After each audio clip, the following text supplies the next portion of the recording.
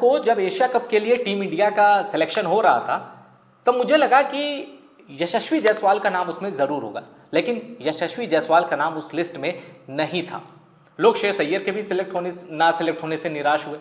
तब ये तय हो गया कि भाई आप संजू सैमसन ले जा रहे हैं, शुभमन गिल ले जा रहे हैं और अभिषेक शर्मा ले जा रहे हैं, तो आप इन तीन में से किसी दो से ओपन कराएंगे। अच्छा, ऐसा भी था कि शुभमन गिल का नाम बाहर भी हो सकता था। ये चर्चा चल रही थी कि शुभमन गिल को आराम दिया जाएगा, शुभमन गिल की जगह नहीं बन पा रही है एशिया कप में, क्योंकि ये 20 ओवर का गेम था एशिया कप। अभिषेक शर्मा का जब सिलेक्शन हुआ, लोगों ने पूछा कि अभिषेक शर्मा आप क्यों खिला रहे हैं, शुभमन गिल यशस्वी जायसवाल का नाम क्यों नहीं है। तब अजीत अगरकर थे वहां, उन्होंने कहा कि जो अभिषेक शर्मा है ये बॉलिंग भी कर लेते हैं, तो इस वजह से इनका नाम रखा गया है। तब मेरे मन में ये था कि ये जगह यशस्वी जायसवाल की बनती है, अभिषेक शर्मा की नहीं।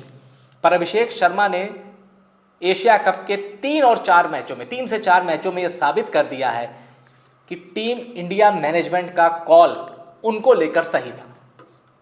बांग्लादेश जैसी कमजोर भारत के सामने तो बांग्लादेश कहीं नहीं टिकती किसी भी मामले में, क्रिकेट में तो खास तौर पे नहीं। लेकिन जिस तरह अभिषेक शर्मा ने खेला, चाहे मुस्तफिजुर रहमान हो, सैफुद्दीन हो और इरशाद हुसैन हो, नसीम अहमद हो, जितने भी उनके पास ब्रह्मास्त्र थे, बांग्लादेश के लिहाज से कह रहा हूं, अभिषेक शर्मा ने ऐसी कुटाई की, ऐसा लग रहा था कि ईए स्पोर्ट चल रहा हो, कि बटन दबाओ और छक्के। सूर्या जिस पिच पे 11 गेंदों में 5 रन बना पा रहे थे, तिलक वर्मा जिस पिच पे स्ट्रगल कर रहे थे, अक्षर पटेल जिस पिच पे समझ नहीं पा रहे थे कि क्रिकेट होता क्या है, बॉल को बैट से कैसे लगाते हैं, वहां अभिषेक शर्मा ने शेयर डोमिनेंस, एक छत्र राज करते हुए ऐसी ठुकाई करी है बांग्लादेश की कि बांग्लादेश को लोग हाईलाइट देख रहे हैं कि ऐसा कैसे हो सकता है, ये सुपरमैन क्रिकेट की दुनिया में कहां से आ गया। अभिषेक शर्मा उनके लिए आउट ऑफ सिलेबस था, कभी तैयारी ही नहीं की थी अभिषेक शर्मा के लिए। अब जाकिर अली कप्तानी कर रहे थे बांग्लादेश के, लिट्टन दास इस मैच में थे नहीं, जाकिर अली ने सारे घोड़े खोल दिए, लेकिन अभिषेक शर्मा रुके नहीं, थमे नहीं, चौके छक्के। और क्या संभल के 50 के बाद जो संभल के खेला, ऐसा लग रहा था कि वीरेंद्र सहवाग ने जिनको कहा था ना कि 50 के बाद संभल जाओ, शायद अभिषेक शर्मा उसको सीरियसली ले रहे हैं और अब रुक के टीम को ज़्यादा देर तक अपना योगदान देने की कोशिश कर रहे हैं। लेकिन उसके बावजूद भी 200 plus strike rate Abhishek Sharma का, और अनफॉर्चुनेट वो एक रनआउट हो गए। उस रनआउट में सूर्या की कोई गलती नहीं है, क्योंकि जब गेंद बैट्समैन की जो लाइन होती है ना, जिस क्रीज पे बैट्समैन खेलता है, उसके पीछे जाती है तो फिर नॉन स्ट्राइकर की कॉल होती है। अब इरशाद हुसैन ने गजब की फील्डिंग कर ली, आउट कर दिया, वो अलग बात है। अभिषेक शर्मा टिके होते तो जो भारत ने 168 बनाए ना, ये अभिषेक शर्मा अकेले बनाते, क्योंकि याद कीजिए 11 ही ओवर हुए थे, 9 ओवर बाकी थे और अभी खूंखार वर्जन देखना बाकी था अभिषेक शर्मा का।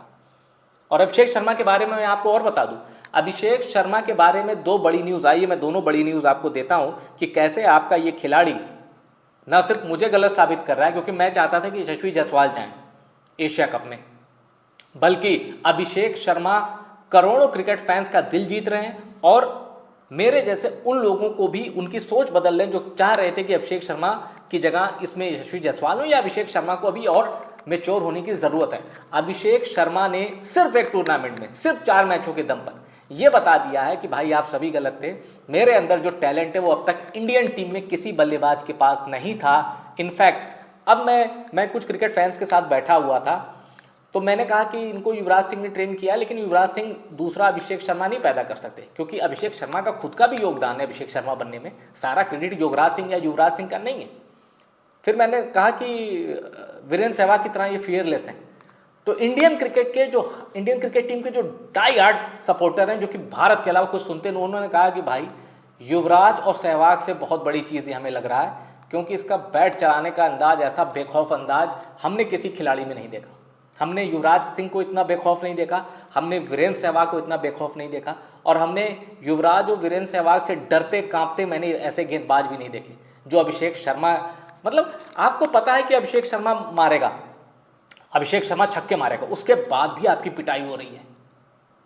और बांग्लादेश, शॉन टेट है भाई आपके coach, bowling coach Shaun Tait, तो शॉन टेट कोई हल्का नाम तो है नहीं, उन्होंने भी तो बताया होगा अभिषेक शर्मा को क्या खिलाना है, लेकिन शॉन टेट के लिए भी अभिषेक शर्मा आउट ऑफ सिलेबस है। अब मैं आपको, अभिषेक शर्मा एशिया कप के लगातार 2 शतक जड़ने में हैं। आईसीसी T20 बल्लेबाजों की रैंकिंग में 25 साल का ये बल्लेबाज टॉप पे है, लेकिन मेरिट पॉइंट वाला भी मैं आपको एक फैक्टर बताऊंगा कैसे अभिषेक शर्मा वो कीर्तिमान रख सकते हैं जो आज तक T20 की दुनिया में कोई बल्लेबाज नहीं कर पाया। चलिए मैं आपको वही खबर पहले बता देता हूँ। अभिषेक शर्मा के जो मेरिट पॉइंट है ना, पॉइंट्स भाई रैंकिंग तो 1 है, पॉइंट है 907, 907। अभिषेक शर्मा ने पाकिस्तान के खिलाफ जो 39 गेंदों में 74 रन मारे थे, शाहीन इन सबकी तो धज्जियां उड़ा दी थी, तो उसका फायदा उन्हें मिला। और 2020 में 919 पॉइंट लेकर इनके जो खिलाड़ी हैं डेविड मलान, वो सबसे ज़्यादा है कि कोई आईसीसी का बल्लेबाज जिसके T20 रैंकिंग में सबसे ज़्यादा पॉइंट हो, वो है डेविड मलान के 919, जो उन्होंने कोविड के समय 2020 में गेन किए थे डेविड मलान ने। वो भी इंग्लैंड के ओपनर T20 में और लेफ्टी खेलते थे। अभिषेक शर्मा के 907 पॉइंट है, यानी अभी 919 में 907 घटाएंगे तो 12 पॉइंट पीछे हैं अभिषेक शर्मा। और जब मैं आपसे बात कर रहा हूं तो बांग्लादेश के खिलाफ वो 75 रन की पारी खेल चुके हैं, लेकिन आईसीसी की जो लिस्ट है वो अपडेट नहीं हुई है। अगर ये 75 रन की पारी अभिषेक शर्मा को 12 पॉइंट का जंप दे देती है तो T20 क्रिकेट के इतिहास में अभिषेक शर्मा सबसे ज्यादा मेरिट वाले खिलाड़ी हो जाएंगे। और अभी अभिषेक शर्मा से ऊपर जो कभी रह चुके हैं किसी जमाने में, सूर्य कुमार यादव 912 पॉइंट और sir great Virat Kohli 909 point. लेकिन अभिषेक शर्मा के पास मौका है इसी एशिया कप में वो ऐसा कीर्तिमान स्थापित कर सकते हैं जो क्रिकेट की दुनिया में बड़े से बड़े आए नहीं कर पाए। अभिषेक शर्मा इतनी लंबी लकीर खींच रहे हैं कि जिसको वो खुद ही छोटा कर सकते हैं, बाकी कोई कैलिबर ऐसा दिख नहीं रहा। मैं फिर कहता हूं कि एक क्लब लेवल क्रिकेट हम लोग भी खेलते हैं, एक बैट्समैन जो आते ही चलाता है, हम लोग जानते हैं कि इतने मौके देगा, स्पिनर लगा दो फंस जाएगा, राइटी है तो स्लो लेफ्ट आर्म ऑर्थोडॉक्स लगा दो, लेफ्टी बल्लेबाज को कोई ऑफ ब्रेक लगा दो फंस जाएगा, चांस दे देगा। लेकिन अभिषेक शर्मा के सामने कुछ भी लगा दो, ये आंधी तूफान नहीं बवंडर है, मतलब सुनामी की तरह आता है और सुनामी की तरह ही जाता है। अपने मन मर्जी से सुनामी क्या होती, अपने मनमाफी को क्षतिग्रस्त कर देती। जो उसके चपेटे में आया वो तबाह हो गया। अभिषेक शर्मा के चपेटे में जो आएगा वो तबाह हो जाएगा। ये खिलाड़ी किस दिन 6 छक्के मार दे किसी को नहीं पता। पेसर को 6 छक्के मार सकता है, स्पिनर को 6 छक्के मार सकता है। और अब तो अभिषेक शर्मा ने सेंसिबल बैटिंग भी शुरू कर दी। 50 के बाद बहुत अच्छी गेंद फेंक दी, चलो सिंगल डबल ले लेते हैं। अब मैं सुन रहा था, मैं कहीं बैठा था, वहां लोगों ने कहा कि भाई मैं वो दिन देखना चाहता हूं जब वैभव सूर्यवंशी और अभिषेक शर्मा खेलेंगे और ये 10 ओवर अगर खेल गए तो फिर सामने वाली टीम का क्या हाल होगा। मैंने कहा वो तो भाग जाएंगे, वो तो मैच ही नहीं खेलेंगे। आईसीसी के पास इतनी गेंदें भी होनी चाहिए कि ये बार बार स्टेडियम बाहर मार रहे हैं, लाओ 50-100 गेंदें एक्स्ट्रा लाओ। लाइटर नोट पे कह रहा हूँ, मजाक के तौर पे। लेकिन आप सोचिए ना, वैभव सूर्यवंशी के साथ जब अभिषेक शर्मा उतरने आएंगे मैदान पे, बॉलर कांपेगा, कहाँ फेंकें, जबकि दोनों लेफ्टी हैं, कहाँ फेंके, किधर फेंके, पनाह मांगेगा बॉलर। अभिषेक शर्मा ने क्रिकेट की दुनिया में जितनी तेजी से अपना नाम बनाया है, मैं खुद हैरान हूँ। क्योंकि मैं शायद मैं अभी भी यशस्वी जायसवाल मेरी पहली पसंद हो, पर मैं मान गया हूं कि वाइट, इनफैक्ट अब अभिषेक शर्मा को ओडीआई में भी चांस प्रॉपर मिलने चाहिए, ऐसा लोगों का भी कहना है। लेकिन अभिषेक शर्मा दुबई की पिच याद करिए, ऐसा नहीं कि भारत 200 प्लस जा रहा था भाई, वो 200 प्लस तब जाते जब या तो सारे खिलाड़ी अपने पोटेंशियल पे खेलते या अभिषेक शर्मा टिके रहते। 200 की पिच नहीं है। एवरेज विनिंग स्कोर 151 है, एवरेज फर्स्ट इनिंग स्कोर, और एवरेज विनिंग स्कोर वहां पे है 171। तो आप उसी के आसपास थे एवरेज के। अब भारत की बैटिंग लाइनअप ऐसी, तिलक भी कर सकते थे, तो सूर्या भी कर सकते थे अपने पीक पे, तो ये दोनों मतलब संजू सैमसन, अक्षर पटेल भी अच्छा कर सकते हैं।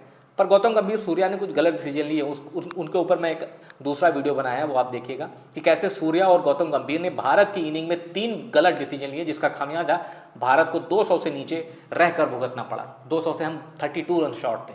पर आज बात अभिषेक शर्मा की, शानदार जिन्होंने कर दिया। और एक रिकॉर्ड और छूट गया, मैं अभिषेक शर्मा से आपको बता रहा था ना कि अभिषेक शर्मा ने T20 में 200 रन जो एक सीरीज में बनाते हैं, 27 रन उनको चाहिए, तो बांग्लादेश के खिलाफ वो उन्होंने कर लिया। एशिया कप के T20 संस्करण में सबसे ज़्यादा, यानी T20 एडिशन में सबसे ज़्यादा रन बनाने का नाम मोहम्मद रिजवान के नाम है। एशिया कप 2022 में मोहम्मद रिजवान ने 281 रन बनाए थे। तो अब मोहम्मद रिजवान का रिकॉर्ड भी खतरे में है, क्योंकि Abhishek Sharma out of control speed से मोहम्मद रिजवान के रिकॉर्ड की तरफ बढ़ रहे हैं और अगले मैच में उस रिकॉर्ड की भी धज्जियां उड़ने वाली हैं। Just wait and watch and keep praising Abhishek Sharma. Video पसंद आया हो इसको शेयर करिएगा और चैनल को सब्सक्राइब ज़रूर करिएगा।